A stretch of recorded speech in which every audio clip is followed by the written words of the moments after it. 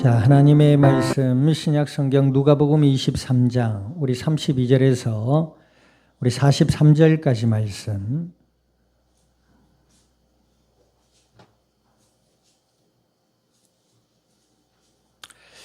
누가복음 23장 32절에서 43절까지 말씀 우리 한 절씩 나누어서 교독합니다.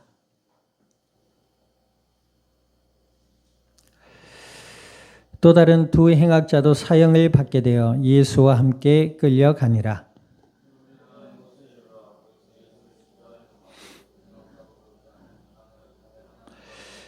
이어 예수께서 이르시되 아버지 저들을 사하여 주옵소서. 자기들이 하는 것을 알지 못함이니이다 하시더라. 그들이 그 옷을 나눠 제비 뽑을세.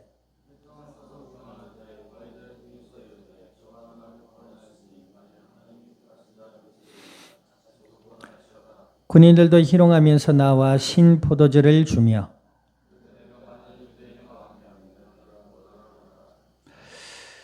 그의 위에 있는 유대인의 왕이라 쓴 패가 있더라.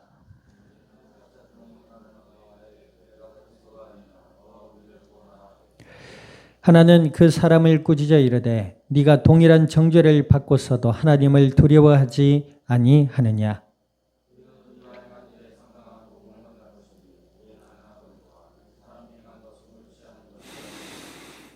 이르되 예수여 당신의 나라에 임하실 때에 나를 기억하소서 하니 오늘 네가 나와 함께 낙원에 있으리라 하시니라. 아멘. 기도드립니다. 하나님 아버지, 주님의 크신 은혜와 사랑을 감사드립니다. 주가 그리스도 되심을 믿음으로 고백케 하여 주시고 하나님을 아바 아버지라 부를 수 있는 자녀가 되게 하여 주시어서 오늘 이날도 예배 가운데 말씀 앞에 서게 하여 주신 아버지 하나님, 진리의 말씀을 통하여 아버지의 음성을 듣게 하시고 저희들의 마음으로부터 믿음이 자라나게 하시며 무엇보다 복음의 진리 안에 거하게 하시고 생각의 변화를 받아 날마다 그리스도 예수 안에서 임마누엘의 은혜를 누리며 나누어가며 주님의 뜻을 따라 복음의 아름다운 열매들을 맺어갈 수 있는 그리스도의 복된 증인들이 되게 하여 주시옵소서.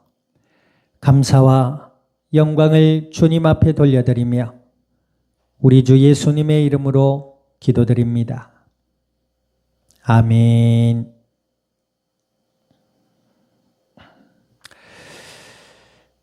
자, 우리 앞뒤자 인사 나눕니다. 하나님의 은혜를 기억합시다. 하나님의 은혜가 우리에게 어떻게 임하였다고요? 예수님을 통해서 이 땅 가운데 구원의 길이 열렸다는 겁니다. 역사 이래로 이 땅의 모든 인간들의 삶에 죄와 저주와 고통과 슬픔과 죽음이 끊이지 않게 일어나고 있습니다. 그 원인은 뭐라고요? 인간의 노력이 부족해서가 아닙니다. 시대마다 인간은 이러한 인간의 근본적인 문제를 해결해 보려고 부단히 애를 써왔어요. 그래서 종교라는 것이 만들어지기도 하고, 그래서 교육이라는 것이 만들어지기도 하고, 그래서 법이라는 것이 만들어지기도 했고, 그래서 또 사회가 발전하며 정치, 경제, 문화 다방면에 있어서 인간들이 그렇게 애를 쓰고 노력해온 결과물들이 오늘날에 이르는 것입니다. 그럼에도 불구하고 인간의 생활의 삶에 죄와 저주와 죽음과 고통이 끊이지 않는 이유는 뭐다? 하나님을 만나지 못했기 때문에 그렇다 말입니다. 아니 목사님, 사람들이 애를 쓰고 노력을 해서 하나님 만나지 않았습니까? 그래서 우리가 살기 좋아진 거 아닙니까? 그게 아니고 우리 인간의 노력으로는 하나님을 만날 수가 없다고 했습니다. 그럼 우리가 의지를 박약해서 의지를 버리고 살아야 되느냐? 이런 의미는 아니에요. 하나님의 일반 은혜로 이 땅이 구원 얻기까지 하나님이 은혜와 사랑을 베풀어 주고 계신 줄 믿습니다. 그럼에도 불구하고 인간 개개인의 삶, 지역과 또 나라가 왜 서로 경쟁하며 전쟁하며 죽고 죽이며 또 개인의 삶의 죄와 저주와 고통과 아픔과 죽음이 끊임없이 일어난다고요? 하나님을 떠나 있기 때문에 그렇습니다. 그러면 이러한 문제를 해결하기 위해서는 어떻게 해야 된다고요? 우리가 어떻게 해야 되는 것이 아니라 하나님이 이 문제를 해결해 주셨다 이 말입니다. 어떻게 해결해 주셨다고요? 하나님이 직접 사람의 몸으로 이 땅에 오신 것입니다. 그분이 누구시라고요? 그분이 바로 예수님이시다 이 말입니다. 우리나라에 스스로 신이라고 하고 스스로 메시아라고 하는 사람들이 다 포함해서 약 40명 정도가 된다 했나? 50명 정도가 된다고 했나? 그런데 그 사람들입니다. 그 사람들은 인류를 위해 십자가를 지지 않았습니다. 인류를 위해 십자가 위에 자신을 희생하지 않았어요. 교묘한 말로 사람을 속이고 그 사람들을 종교적 요즘 가스라이팅이라고 하잖아요. 종교적 가스라이팅으로 자기의 노예로 자기의 것으로 삼아버린다는 것이죠. 안타깝게도 많은 사람들이 그 이단과 사이비에 빠져 있다는 것입니다. 어찌되었든 하나님을 떠난 이 땅의 근본 문제를 해결해 주시기 위해서 하나님이 사람의 몸으로 이 땅에 오실 것을 작정하셨단 말입니다. 그분이 누구시라고요? 2000년 전 이스라엘 땅에 친히 오신 예수 그리스도시다 이 말입니다. 그 예수님은 구약의 창세기로부터 예언되어 있었지요. 하나님의 말씀을 어기고 하나님을 떠나 죄와 저주와 고통 가운데 마귀의 노예로 전락되어 버린 아담과 하와에게 여자의 후손을 약속하셨고 그 여자의 후손은 남자를 알지 못하는 처녀의 몸에 성령으로 잉태된 예수님을 의미한다 했죠. 그리고 그것을 확신시켜 주시고자 하나님을 떠나 고통 가운데 부끄러워 무화과 나뭇잎으로 자기의 치부들을 가린 아담과 하와에게 짐승을 잡아 가죽옷을 해 입히셨어요. 그 이후로 그 피의 언약을 기억하라고. 그 성경에 보니까 아담과 하와 이후에 가인과 아벨이 있었지요. 아담과 하와 사이에 나온 인류의 첫 자녀들입니다. 가인은 첫째고 아벨은 둘째였어요. 근데 가인은 어땠지요? 농사를 짓는 사람이었고 아벨은 뭐예요? 양을 치는 사람이었어요. 그런데 직업적인 특성을 떠나서 가인은 하나님의 피의 언약을 믿지를 못했어요. 그래서 열심으로 지은 농사로 한 그 결과물로 하나님께 제사를 드렸고 아벨은 뭐예요? 아버지 아담과 어머니 하와의 이야기를 듣고 하나님의 피의 언약을 기억했어요. 그리고 양을 잡아 그 피와 그 고기 제물로 하나님께 제사를 드렸단 말이에요. 그런데 누구의 제사를 받아요? 하나님이 아벨의 제사를 받으셨다 그랬습니다. 그러니까 가인이 어떤 일이 일어나지요? 화가 나는 거예요. 아니 나는 내 열심히 땀을 흘리고 내 피땀으로 가꾼 이 농사로 일궈낸 이것들로 곡식들로 하나님께 제사를 했는데 하나님 내 제사를 안 받으셔? 아니 저 자식은 뭐지? 양이 보세요. 양은 사람이 이게 만들어낸 게 아니지요. 하나님이 만들어 놓으신 짐승이에요. 그 짐승을 잡아다가 그렇다고 양 키우는 게 쉽냐 이런 말은 절대 아닙니다. 농사든 양 키우는 일이든 힘들고 어렵지요. 하지만 그 근본 소출이 하나님께서 만들어 놓은 창조물, 물론 곡식도 그렇습니다만은 어찌되었든 양을 기르고 양을 치고 그 양을 잡아서 그 하나님께 제사를 드렸단 말. 그러니까 하나님이 아벨의 제사를 받으셨다. 얼마나 시기가 나고 질투가 나고 원망이 되고 욕심이 납니까? 자기 열심으로 하나님께 드렸는데 하나님 안 받으셔. 아벨은 하나님 아버지 어머니를 통해 들은 피의 언약, 하나님의 언약을 믿는 믿음으로 짐승을 잡아 제사를 드렸는데 그걸 받으셨다는 겁니다. 그 결과는 어때요? 가인이 아벨을 시기하고 질투해서 들에 있을 때 돌로 아우를 쳐 죽이게 됩니다. 인류 최초의 살인이죠. 그래서 그 가인은 뭐예요? 불신앙의 대표의 상징이 되어버립니다. 아벨은 믿음의 대표의 인물이 되어버리죠. 자, 어찌되었든 하나님이 그렇게 피의 언약을 약속하셔서 구약의 믿음의 인물들을 통해서 예수 그리스도를 이 땅에 오실 것이라는 약속을 계속적으로 말씀해 주세요. 우리가 창세기, 출애굽기, 레위기, 민수기, 신명기, 구약의 모세 오경이라고 하죠. 그 역사를 보면 하나님이 피의 언약으로 아브라함과 이삭과 야곱과 요셉과 이스라엘 백성 가운데 모세와 이런 사람들을 택해서 하나님의 피의 언약을 자꾸 기억하게 하십니다. 그때마다 하나님의 언약을 믿고 기억한 사람들에게는 하나님이 함께 해주셨잖아요. 이스라엘 백성도 그랬죠. 우리가 사무엘상, 열왕기상 하도 보고 있지만 가나안 땅으로 인도하신 하나님이 가나안 땅에 정착해서 살았을 이스라엘 백성들이 하나님의 언약을 잊어버렸을 때 뭐 했지요? 우상을 섬겼어요. 뭐 했지요? 이방 나라의 노예가 되고 이방 나라의 공격에 끊임없이 두려워하는 삶을 살아가게 됩니다. 그런데 그때마다 하나님이 선지자를 통해서 피의 언약을 자꾸 확인시켜 주십니다. 우리가 성경 읽어보면 모세 시대로부터 우리를 인도하신 하나님이 이런단 말이에요. 그 말은 뭐냐? 모세 시대 때 이스라엘 백성들이 애굽의 노예로 수백 년을 살았잖아요. 그렇게 고되고 힘든 삶 속에 모세를 통해 애굽에서 나왔어요. 근데 그 나올 때 결정적인 계기가 된 것이 뭐지요? 유월절 사건이잖아요. 그래서 이스라엘은 아직도 유월절을 지키고 있어요. 그 유월절의 의미가 뭡니까? 어린 양의 피를 문설주에 바른 집은 장자의 죽음의 저주가 넘어갈 것이다. 그랬거든.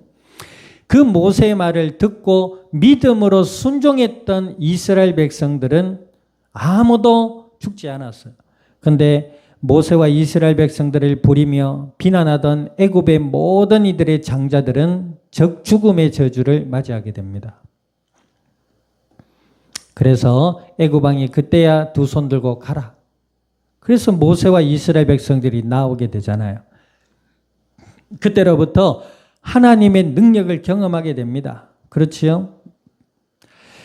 자, 그렇게 해서 하나님이 2000년 전 이스라엘 땅에 마리아의 동정 여인, 남자를 알지 못하는 여인 마리아의 몸에 성령으로 잉태되어 이 땅에 태어나신 것이죠. 다윗의 후손으로, 유다 지파의 후손으로.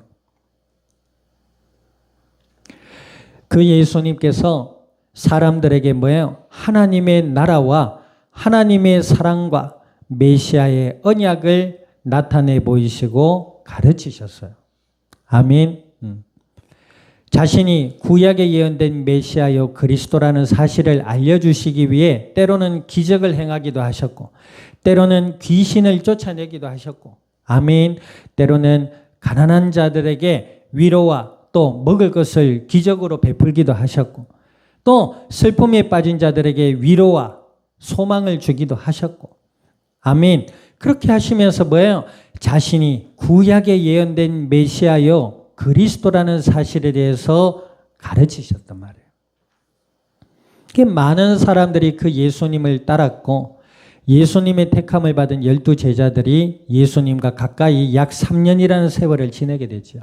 자, 그러던 중에 뭐예요? 오늘 본문에 보니까 예수님께서 이제 이스라엘 백성들, 예수님을 잡아 죽이려고 했던 율법사들, 제사장들, 서기관들 이런 율법사들에게 잡혀서 로마의 법정에서 이제 사형 선고를 받으시고 이제 십자가에 못 박히시는 장면입니다.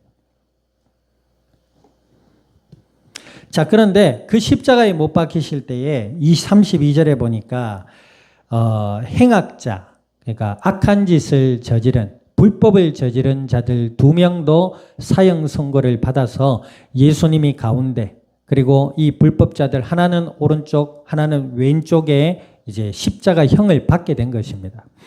그래서 32절에 보니까 해골이라 하는 곳에 이르러, 우리가 성경에서 알고 있는 골고다 언덕이라는 곳이에요. 그래서 골고다를 번역하면 해골이라는 뜻입니다. 거기서 사형 집행을 했기 때문에 거기를 해골 언덕이다, 골고다라 이렇게 읽었단 말이에요. 자, 거기에 있어서 이제 예수님을 십자가에 못 박고 그랬다. 십자가에 못 박히는 행위가 그냥 우리가 공사장에서 쓰는 못 있잖아요. 여기 그 강목에 못 박아 본 사람 있죠? 못이 제일 커봐야, 요즘 못들은 아주 잘 다듬어지고 동글고 가벼운 길이가 요 정도밖에 안 돼요. 그런데 이때 당시 사형 선고를 받은 죄인들에게 받는 못은, 그죠? 우리가 돌을 깨는 정이죠, 정. 정과 같이 아주 투박하고 큰 못이라고 합니다. 그 못을 한쪽 손과 발목에, 발등에 박았다고 해요. 그래서 십자가에 매달아 놓죠. 며칠을 매달아 놓습니다. 그러면 어떻게 되느냐? 이 중동 지방에는 이 온도의 차가 커요. 낮에는 뜨겁고 밤에는 춥단 말입니다. 그러니까 못 박힌 손에서는 피가 계속 날 것이고, 또 파상풍이라는 세균에 또 걸릴 것이고, 낮에는 뜨거워 몸이 말라갈 것이고, 물도 안 주잖아요. 밤에는 추워서, 그죠? 몸이 얼어갈 것입니다. 그러니까 얼마나 고통스러운 시간인지 몰라요. 그 고통스러운 시간을 예수님께서 이제 십자가에서 맞이하신 것입니다. 자, 그런데 자 34절 한번 읽어보세요. 34절 시작. 아버지, 저들을 사하여 주옵소서. 자기들이 하는 것을 뭐하여 알지 못한다 그랬습니다. 그러니까 우리가 지금 현대를 살지만 마귀에게 사로잡혀 있는 사람들의 특징이 뭐지요? 양심이 없어요. 거짓말을요 아주 뻔뻔하게 합니다. 아무렇지도 않게 해요. 왜 거짓말은 뭐지요? 하나님의 영광을 가리고 자신의 욕망을 채우고자 하는 것을 거짓말을 합니다. 그죠? 근데 어떤 악에서, 예를 들어 믿는 사람들이 사회생활을 할 때요, 하나님의 뜻을 따르고자 둘러대는 이야기들이 있죠. 그죠? 어떤 분 그런데 집사님인데도, 교회 집사님인데도 막 사회생활 하는데 술자리에 가가지고 막 술도 마시고, 교회 다니는 거 안 다니는 척 하면서 술도 마시고 거래하고, 어떤 분은 술은 안 마시고 안주만 조진다네요. 이렇든 저렇든 참 재미있습니다. 그죠? 예전에 기독교 사업가들이 있지요. 그 중에 그 한성주 씨입니까? 맞나요? 네. 그분이 일대기가 있습니다. 미국에서 잘 나가던 사람이 한국에 와서 백화점 코너에 조그만한 걸 얻어가지고 장사를 시작해서 대기업을 일구신 분이에요. 그분이 이제 사업을 확장시키는데 사람들을 만나서 거래를 따고 관계를 해야 되잖아요. 그런데 그분들을 모셔다가 호텔 숙소를 제공하고 아침에 뭐 했다고요? 다 깨워, 아침에 다 깨워가지고 일찍 나오라 해가지고 자전거 빌려가지고 자전거 타셔. 하이킹을 가고. 그래 이제 밤에 이제 접대를 좀 해주겠지 싶은데 영양 있는 저녁을 딱 드리고 일찍 주무시라고, 피곤하신데. 아침 일찍 일어나 자전거 탔지. 우리나라 좋은 관광지에 건강하게 구경했지. 맛있는 점심 먹었지. 저녁 때니까 뭐예요? 술을 마실 기운이 없는 겁니다. 그래서 잤대. 그러니까 이런 걸 처음 경험해 보는 거예요. 이런 건강한 문화를. 그러면서 관계를 하고 사업을 맺으면서 대기업을 일구신 분이 있습니다. 사람들이 이렇게 얘기합니다. 세상이 그런데 나라고 뭐 이러거든요. 세상이 다 이렇게 하니까 나도 이렇게 하면 되지 이럽니다. 뭐 이런 이야기는 많아요. 믿음으로 세상처럼 한 것이 아니라 하나님의 뜻대로 했더니 하나님이 더 큰 은혜와 복을 주셨다라는 간증이 너무나도 많아요. 사람들이 합니다. 세상 다 그러니까 나도 그래야지요. 그럽니다. 아니 하나님의 말씀이에요. 이러면 그거는 성경 말씀이고 세상은 그렇지 않습니다. 그래요.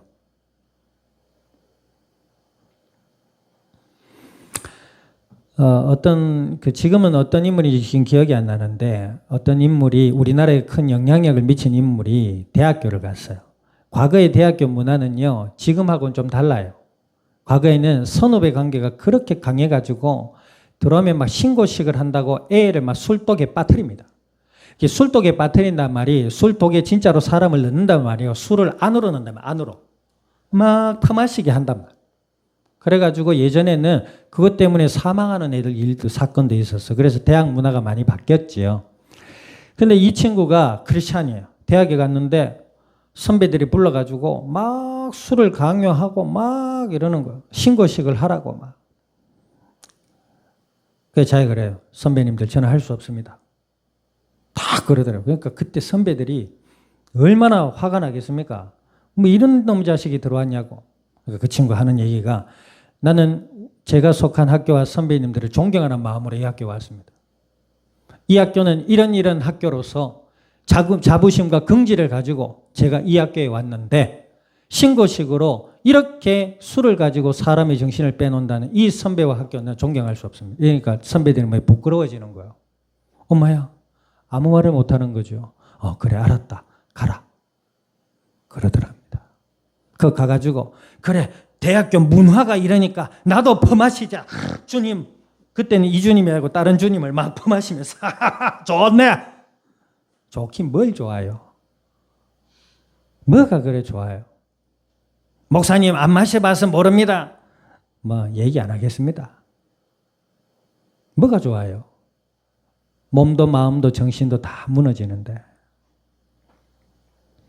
그게 뭐요? 그냥 자신의 생각을 그냥 합리화시키는 겁니다. 하나님 말씀은 그렇지 않거든요. 우리가 오후 예배도 살펴보겠습니다만 예수님을 믿는 자들은 하나님의 자녀들입니다. 거룩한 나라요 왕 같은 제사장이다 이 말이에요. 아멘. 아멘 해야 돼요. 아멘 안 하고 다른 주님을 품마실 거요? 뭐 그래 해보던가. 자기 인생만 고달프고 힘들어지고 그러는 거지. 그 무슨 덕이 있어요. 어찌되었든 이들은 뭐예요?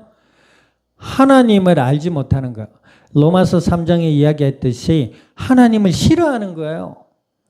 마귀의 권세에 사로잡혀서 거짓의 아비인 마귀에게 마음과 생각을 빼앗겨 버려서 지금 예수님을 십자가에 못 박아놓고 예수님을 조롱하는 겁니다.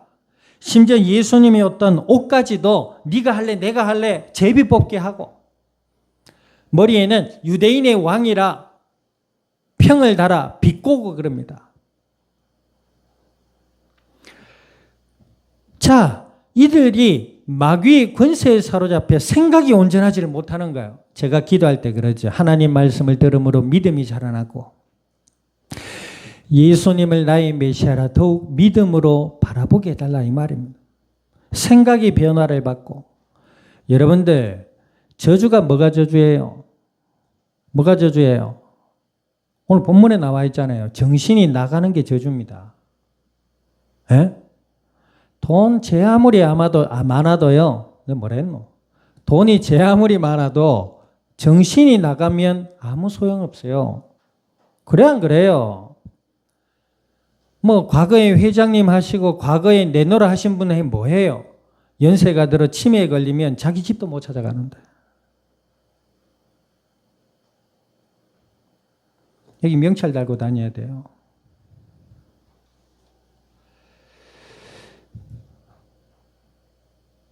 돈이 아무리 많고 외모가 아무리 출중해도 정신이 나가면 저주입니다.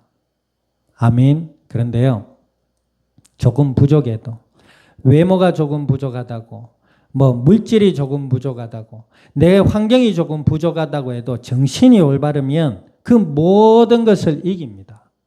그래 안 그래요?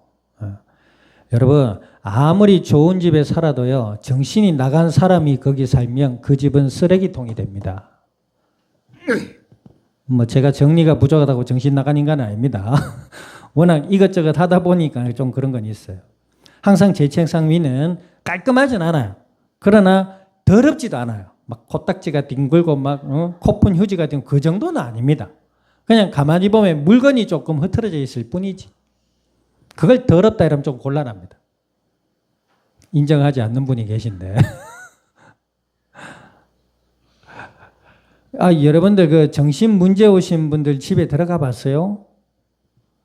굉장히 진짜 그거는 굉장히 지저분합니다. 그런데요, 조금 작은 집이고 조금 초라한 집이라 해도 정신이 온전한 사람이 살잖아요. 그 집은 깨끗합니다.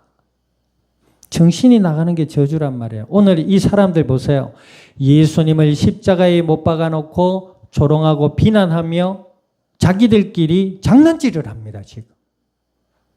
아무런 죄 없는 사람을 십자가에 달아놓고 죽어가는데 그 앞에서 비난하고 조롱하며 장난질을 해요. 제정신입니까?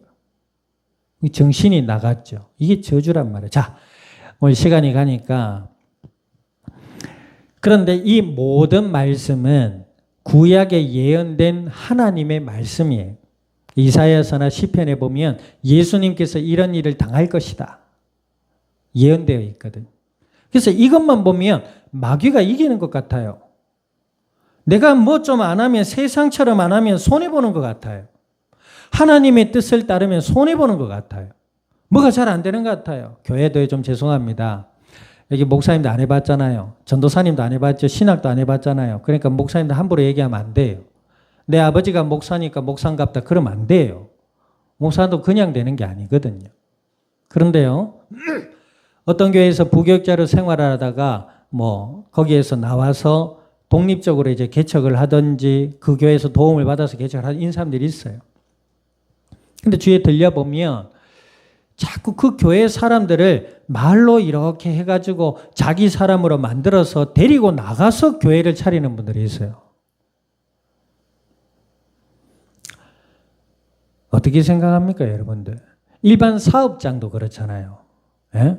일반 사업장도요, 예를 들어 학원을 차렸는데 학원에서 배워가지고 이제 자기가 학원을 차리려고 나가는데 사람이 없어. 그래가지고 기존에 그 속에 속한 회원들 싹싹 해가지고 싹 데리고 나갔다. 어허! 하나님이 축복하셨다.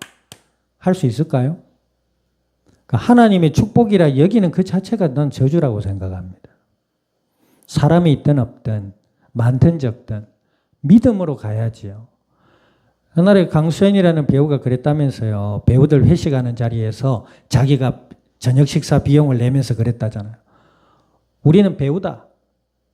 응? 돈이 없지 가오가 없냐? 그랬단 말이에요.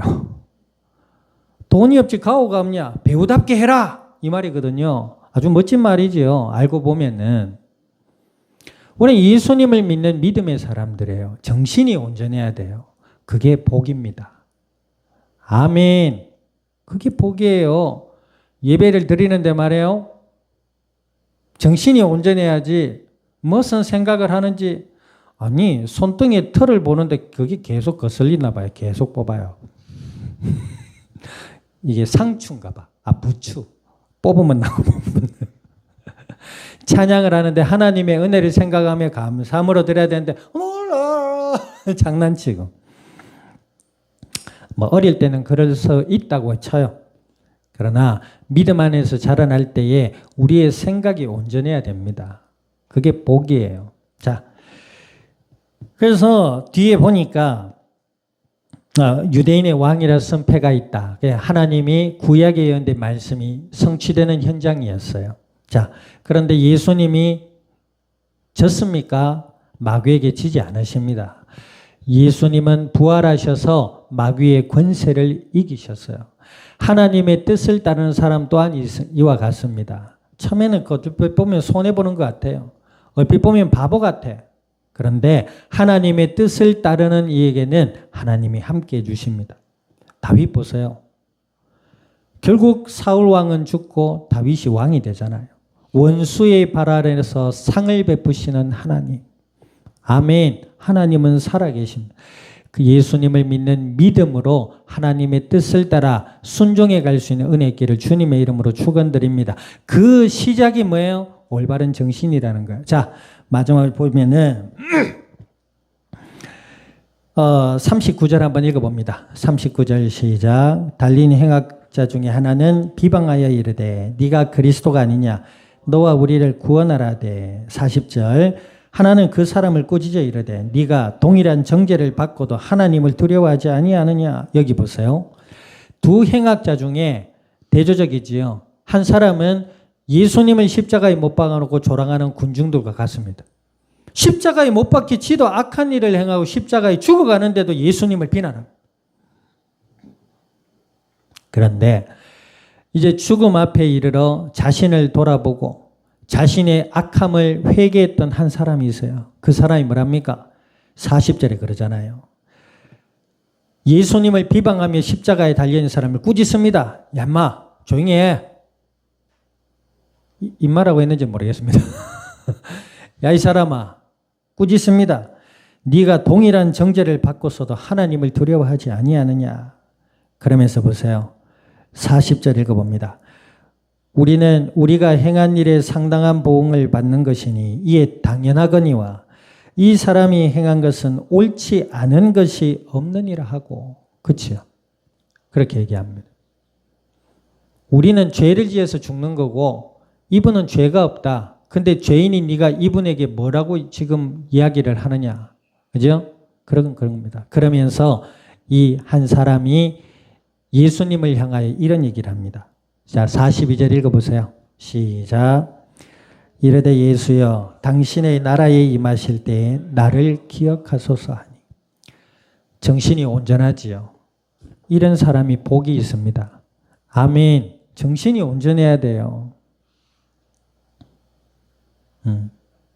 우리가 뭐 이런 가끔 이런 생각하잖아요.